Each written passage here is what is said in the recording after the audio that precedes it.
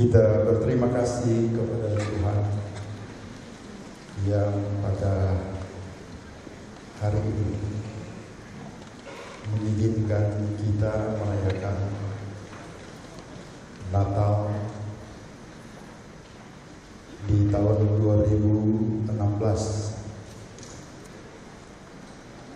awal tahun yang ditandai dengan peristiwa berdarah. Kita kenal teror Tamrin yang kita tidak pernah bayangkan akibat dari kekerasan itu korban yang jatuh belasan dan sebagian masih sementara dirawat di rumah sakit. Secara fisik, dalam hitungan angka bisa kita mengerti, tapi dari sisi psikis jutaan orang tertekan di bawah ancaman rasa takut dan khawatir.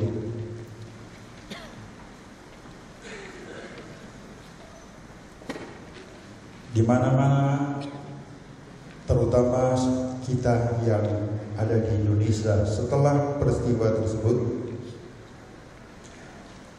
melihat berbagai reaksi, berbagai sikap terhadap insiden tersebut. Satu hal yang menarik sekali adalah bahwa kelihatan kebersamaan, kesatuan dengan semboyan ini. Kami tidak takut. Berarti bahwa kita sebagai satu bangsa menemukan kesatuan yang boleh saja selama ini sulit untuk dipertahankan, sulit untuk dijaga, sampai terjadi sesuatu yang kita tidak bayangkan.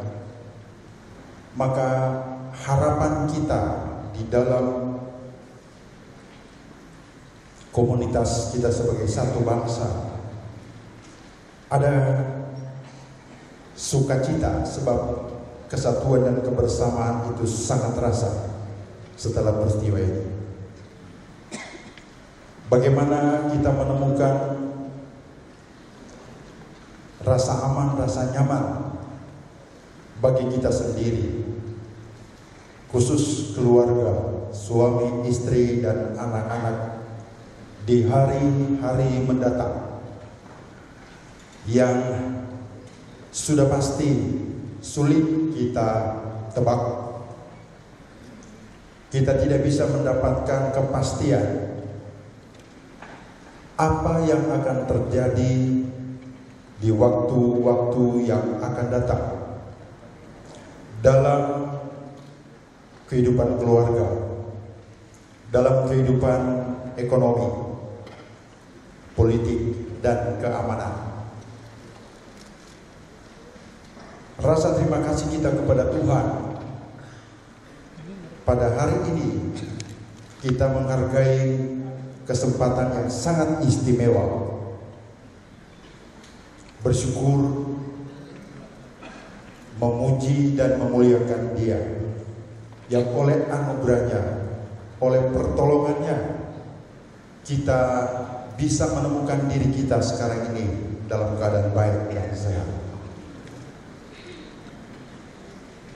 Izinkan saya untuk menyampaikan terlebih dahulu selamat hari Natal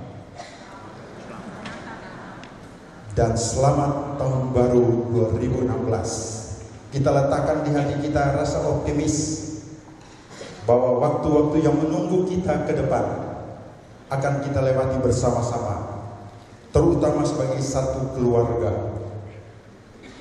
Apa artinya keluarga? Lembaga Tuhan pertama-tama yang dibentuk Tuhan adalah keluarga. Ketika dua orang disatukan, Adam dan Hawa hidup berdampingan satu dengan yang lain, memberikan sebuah gambaran khusus adanya sistem pemerintahan kecil. Suami sebagai kepala, sebagai pemimpin. Dari susunan ini secara hierarkis, di bawah suami ada orang-orang yang perlu mendapatkan kesempatan menikmati perhatian, menikmati pendidikan, menikmati ketenangan. Dan untuk hal itu diperlukan satu sistem yang oleh Allah setelah diatur sedemikian baik. Ada pemimpin di dalam keluarga, ada istri yang oleh Alkitab dikatakan sebagai penolong, pendamping, kemudian anak-anak. Satu kesatuan yang diinginkan Tuhan hadir di dunia ini agar dunia bisa melihat apa artinya kebersamaan. Dalam posisi masing-masing sebagai anggota keluarga, di situ kita semua mendapatkan inspirasi tentang peran masing-masing, tugas masing-masing di dalam keluarga, dengan keyakinan bahwa fungsi atau tugas dari setiap anggota keluarga, mulai dari kepala sebagai pemimpin di dalam rumah tangga dan turun sampai ke anak-anak, dituntut bertanggung jawab menjaga kebersamaan, menjaga kesatuan yang menjanjikan kekuatan, yang menjanjikan kebahagiaan. Sulit menaruh kerinduan untuk memperoleh kenyamanan, kebahagiaan di antara satu komunitas yang kecil saja, keluarga. Bila mana masing-masing menentukan pilihannya sendiri-sendiri, masing-masing memutuskan diri apa yang ingin dia lakukan berdasarkan kemauannya. Hal ini akan merusak sistem. Dan sebagai rohaniawan yang bersyukur, kita berusaha untuk memelihara apa yang kita rindukan di dalam keluarga, yaitu kesatuan, kebersamaan. Kita bisa melihat anak-anak memiliki kesempatan dalam hidup mereka mendapatkan apa yang mereka inginkan sebagai anak di dalam keluarga. Saya sebagai ayah dari satu anak, melalui keluarga saya belajar bagaimana menjadi seorang ayah, bagaimana menjadi seorang suami yang tidak pernah saya ketahui sebelumnya, sampai saya diizinkan Tuhan, diperkenankan Tuhan berada dalam satu lembaga kecil, yaitu keluarga. Boleh jadi kita tidak pernah mempersiapkan diri untuk hal ini, bahwa kelak kita akan menjadi ayah dari anak-anak. Pada saat masih sendiri, anak-anak muda yang hadir pagi hari ini, Anda bisa berpikir kelak nanti bila mana Tuhan izinkan Anda memiliki satu keluarga, di situ Anda menjadi suami dari seorang istri. Dari hubungan intim satu dengan yang lain ini lahirlah anak-anak yang Tuhan karuniakan. Tentu sangat bijaksana sekali bila mana sebelum Anda menjadi seorang suami, sebelum Anda menjadi seorang ayah, kesempatan itu Anda gunakan untuk mempersiapkan diri, sehingga tanggung jawab dan peran yang nantinya akan Anda buktikan melalui lembaga ini, melalui keluarga ini, akan mendatangkan sukacita bagi Anda sendiri dan juga bagi seluruh keluarga. Jadi keluarga adalah satu komunitas yang sangat berarti sekali. Dari situ awal jawaban atas semua pertanyaan-pertanyaan tentang hidup. Dari situ permulaan kita mendapatkan untuk apa saya hidup dan bagaimana mengisi hidup ini. Dari saat saya lahir sampai berakhirnya hidup ini, pada satu waktu ketika Tuhan menghendakinya, melalui keluarga. Tema yang kita ambil pada ibadah Natal hari ini berasal dari kitab Kejadian pasal 9 ayat 16. Sebuah pernyataan Tuhan yang bersifat anomali. Pasal-pasal sebelumnya menceritakan tentang kekecewaan Tuhan melihat pula perilaku manusia yang kecenderungan hatinya menjurus hal-hal negatif, bersifat jahat, berperilaku brutal, berperilaku keras. Kejahatan dari perilaku sebagai sumbernya waktu itu bergerak naik, berekskalasi sampai Tuhan berkata cukup.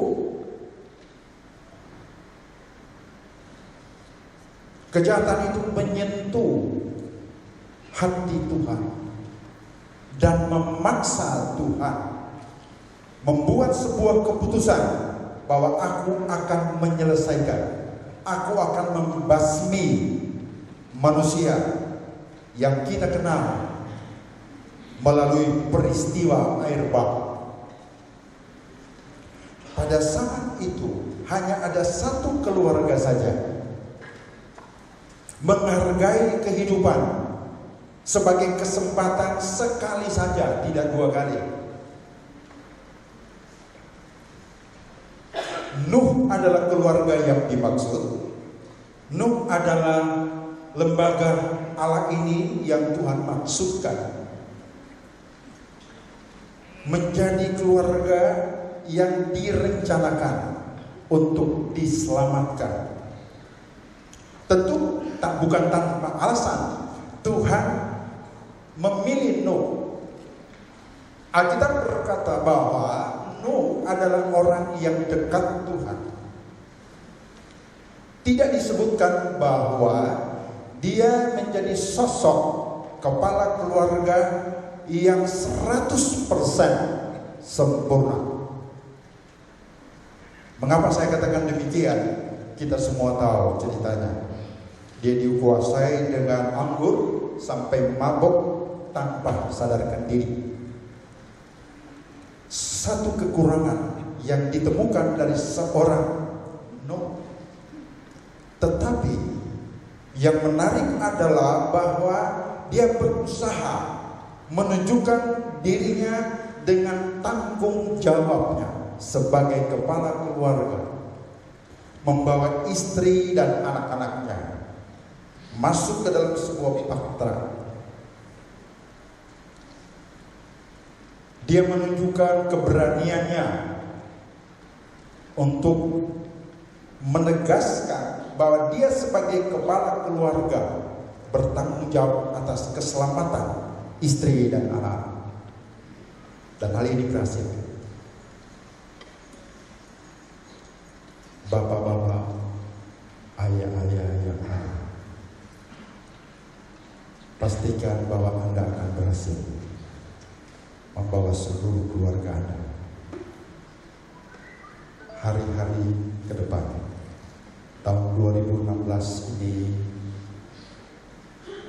yang waktunya masih panjang. Buatlah satu kesempatan yang dapat membahagiakan istri dan anak-anak pada saat Anda benar-benar melaksanakan peran dan tanggung jawab sehari-hari. Tidak hanya di tempat pekerjaan. Anda mungkin sekali sebagai pebisnis, sebagai pejabat, punya satu kedudukan yang istimewa, membagi kesempatan antara tugas untuk tugas dan untuk keluarga. Saya percaya bukanlah satu hal yang mudah, bukan satu hal yang gampang. Pahamilah baik-baik bahwa kita berada di dunia ini, Tuhan berikan kehidupan tidak dimaksudkan agar kita menyanyiakan waktu dengan bersantai-santai, dengan bermain-main. Kepada umat gereja yang saya pimpin, seringkali saya berkata, hidup ini bukan spekulasi, bukan seperti satu permainan judi, ada kalah dan untung. Di dalam Tuhan kita diberikan peluang untuk menikmati keberhasilan. Setuju? Katakan amin. Diberikan kesempatan memperoleh apa yang kita inginkan dalam hidup ini. Kemenangan pada waktu kita berjuang, pada waktu kita berperang.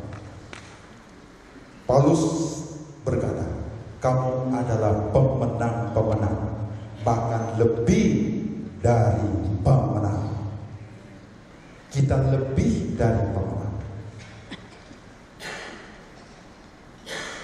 Satu contoh yang sangat sederhana sekali, salah satu umat saya yang saya layani 5 menit sebelum peristiwa Tamrin, bom Tamrin,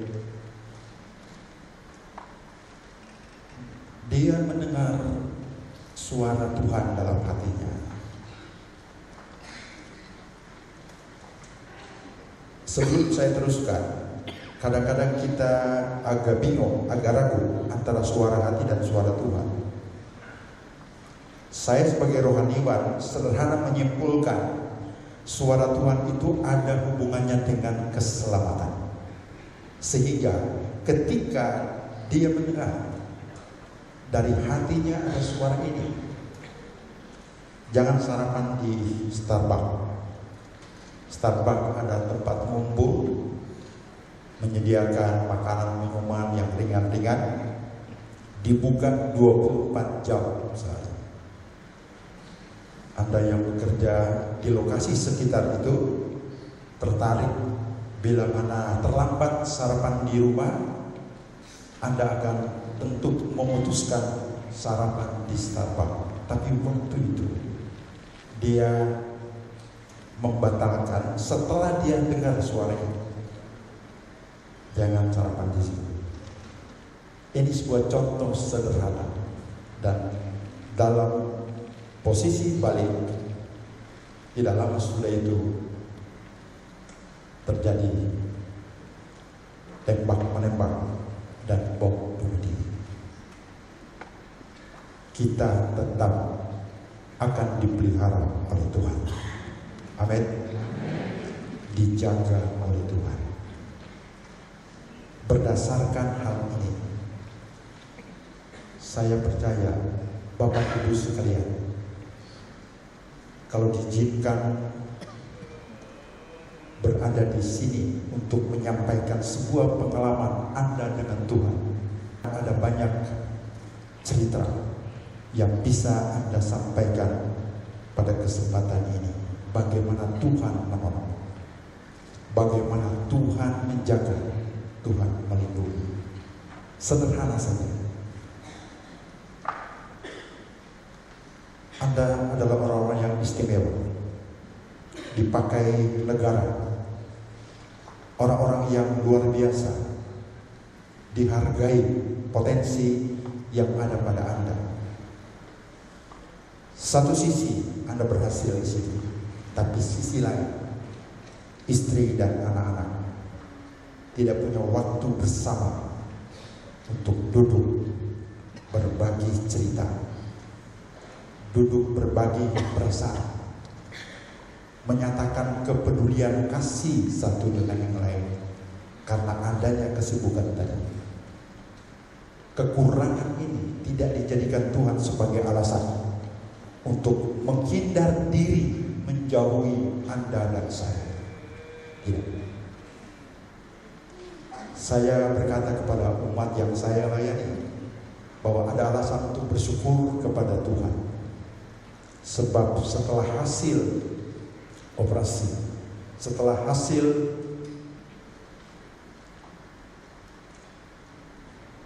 penyergapan pada peristiwa itu, korban para teroris ini seketika mati dan tersisa bahan-bahan peledak yang jumlahnya melalui televisi disorot lumayan, ada lebih dari 10 kalau tidak salah. Saya mohon maaf, kemungkinan ada lebih dari itu. Artinya bahwa para pelaku kejahatan dan kekerasan ini sudah dari awal mempersiapkan aksi kekerasan yang sebenarnya disediakan akan dilakukan pada waktu Natal dan Tahun Baru. Tetapi karena pengamanan sangat kuat, sangat tinggi, akhirnya tertunda pada awal bulan ini, tahun baru ini. Kita memiliki kekurangan sebagai umat Kristen. Kita tidak bisa mengklaim diri bahwa kita adalah sempurna, kita dianggap benar. Tidak. Ada saja hal-hal yang masih kurang, yang perlu kita perbaiki di dalam rumah tangga, dalam bekerja sebagai rohaniwan, di dalam pelayanan. Ada kekurangan-kekurangan, kelemahan-kelemahan ini. Tapi yang mengherankan adalah Tuhan tidak memakai hal itu untuk memisahkan dirinya dari kita. Biar kita mau jadi apa, tidak peduli. Alkitab katakan tidak demikian. Immanuel, Tuhan beserta dengan kita selalu. Dia selalu ada untuk kita. Dia selalu ada untuk keluarga, suami, istri, dan anak. Putuskan sekarang bahwa waktu sebagian yang disediakan Tuhan, jangan keseluruhan itu dipakai untuk kepentingan-kepentingan di luar kebutuhan keluarga. Ada istri, ada anak-anak yang membutuhkan perhatian. Dan saya percaya hubungan Anda dengan Tuhan akan dapat membantu Anda memperoleh kesanggupan, mendapatkan kemampuan gimana sih menjadi ayah yang baik, bagaimana saya menjadi suami yang baik, tidak melihat istri dalam keadaan kosong, dalam keadaan sedih. Saya sangat yakin sebagai rohaniwan, Tuhan akan memberikan jawaban untuk hal tersebut. Maju terus, Tuhan beserta